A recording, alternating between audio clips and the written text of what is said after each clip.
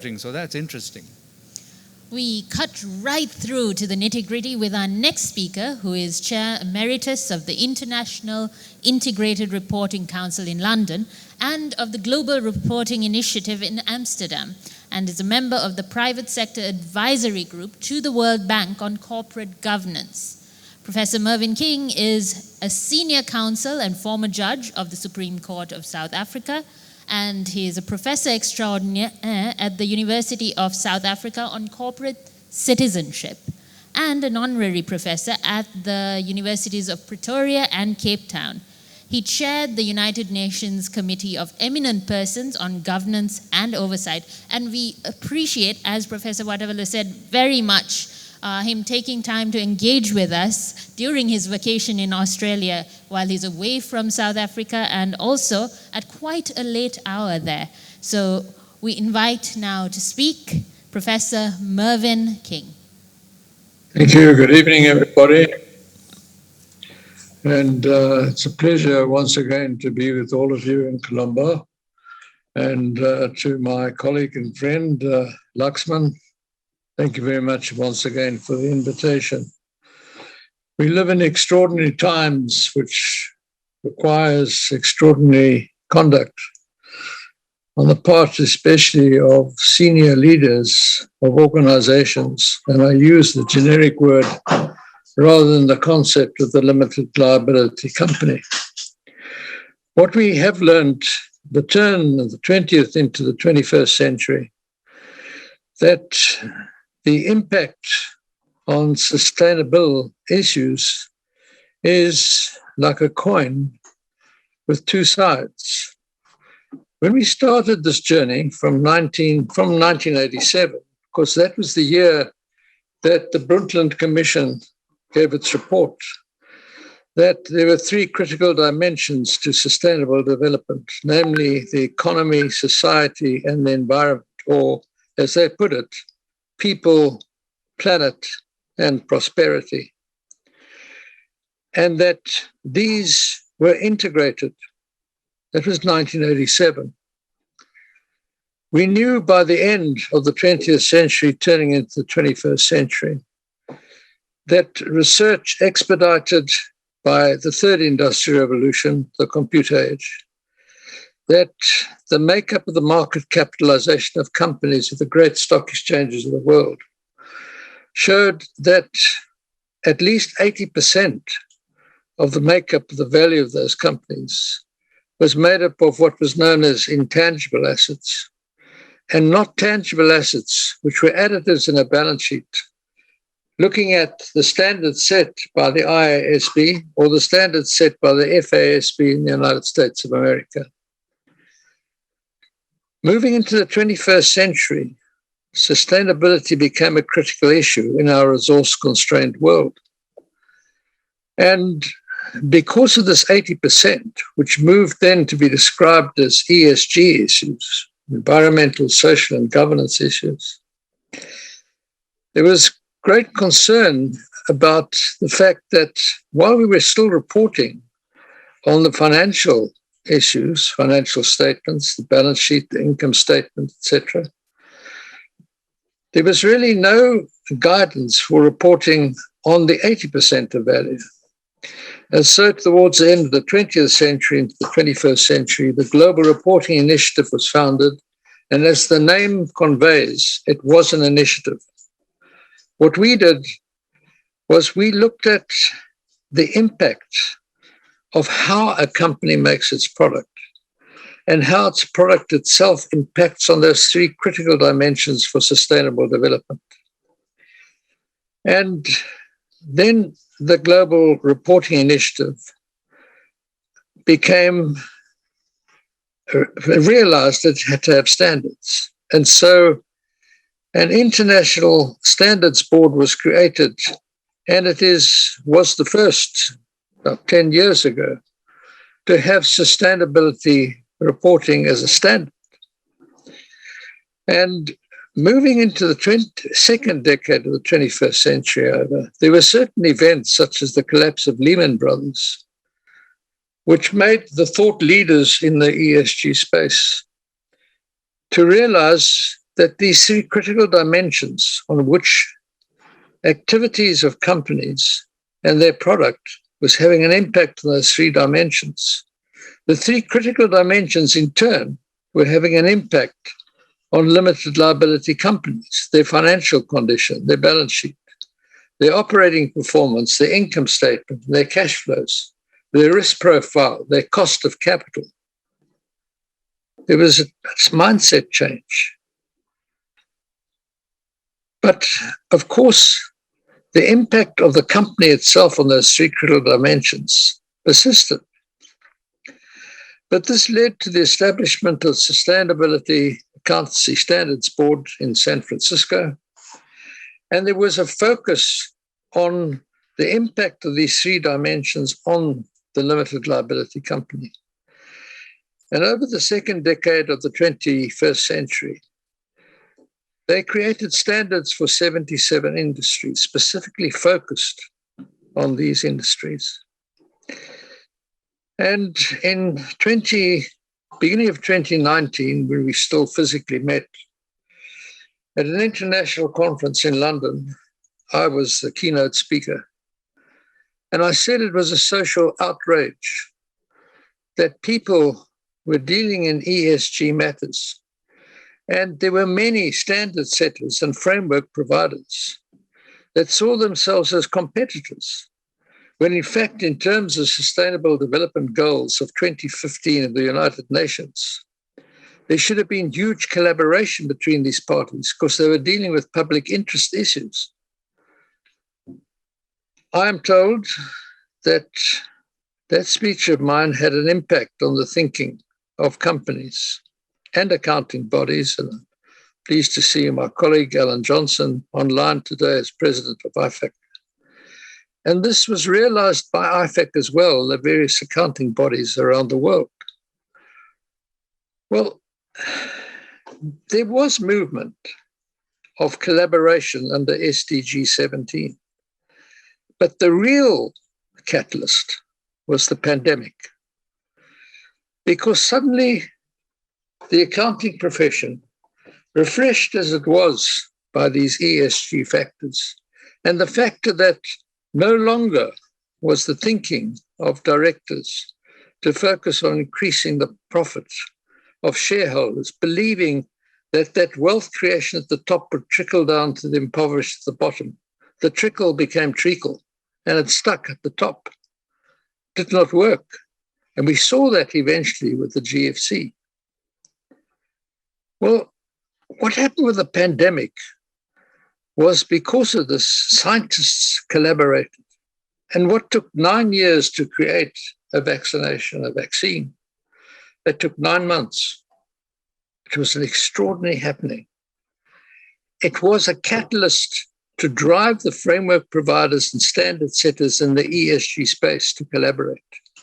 And so the statement of intent was of the 5 major bodies, including the IIRC, which I'm Chair Emeritus, and the Global Reporting Initiative, which I'm also Chair Emeritus. We got together with SASB, and we stated our intent to collaborate to try and create a global comprehensive corporate reporting system. Well,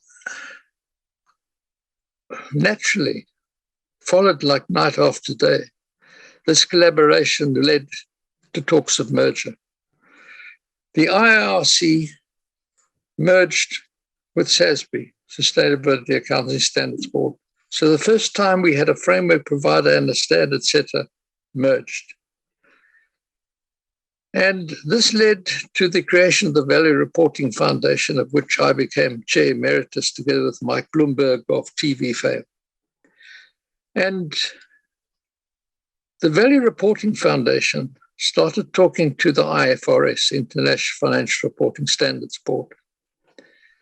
And the consequence of those discussions, in which I was involved, was that the IFRS has consolidated the CDSB, the Carbon Disclosure Standards Board, SASB, into the creation of our new body, We know about the International Accounting Standards Board, but now the IFRS has created and launched at the Glasgow COP meeting the International Sustainability Standards Board,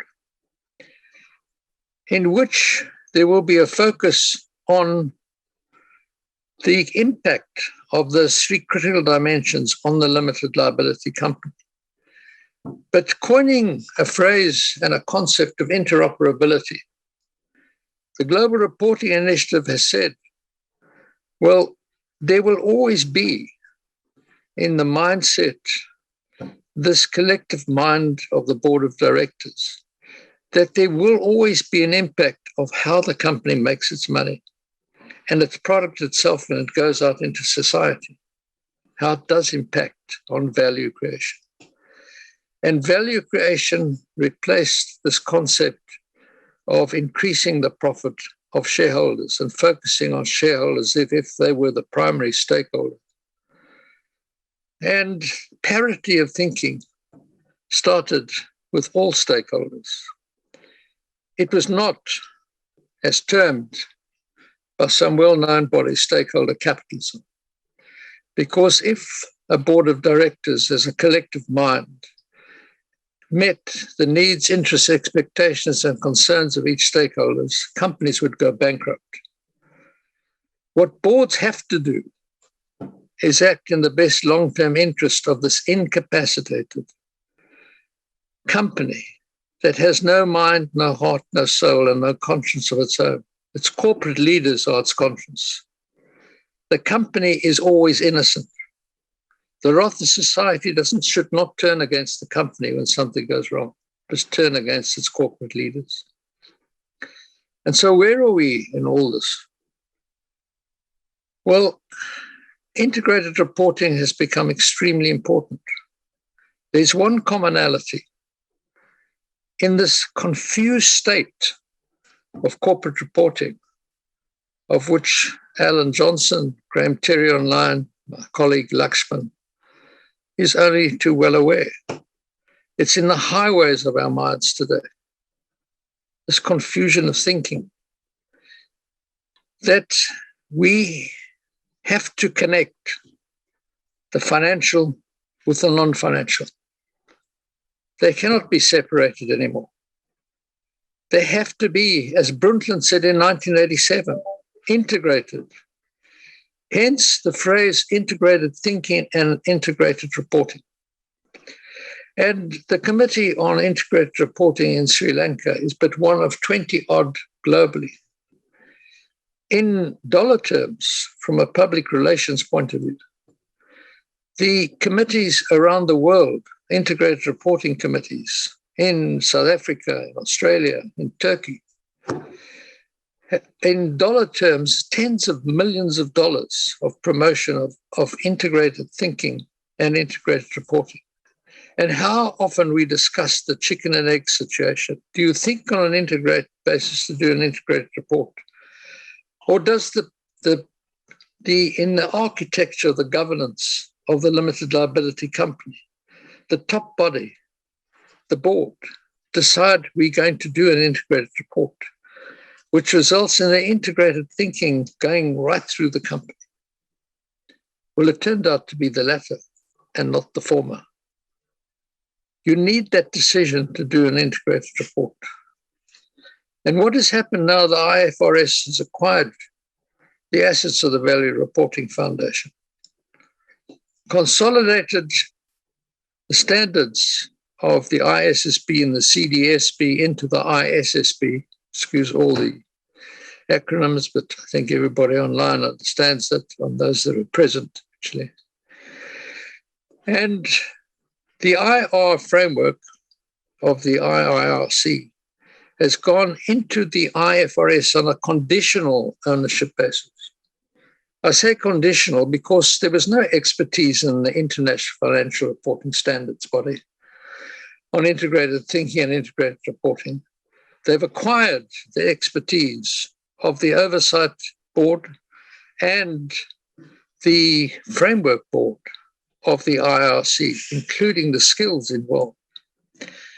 And revision of the IR framework, of course, will be aided by these bodies that are skilled in integrated thinking and doing an integrated report. At the same time, the European Union, without United Kingdom, 23 states are bound in a legal framework which caused them to create the corporate sustainability reporting directives.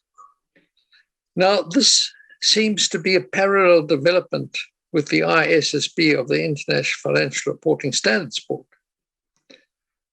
And hopefully EFRAG, European Financial Reporting Advisory Group, and the TRWG, the Technical Readiness Working Group of IFRS, are talking and will bring this closer together.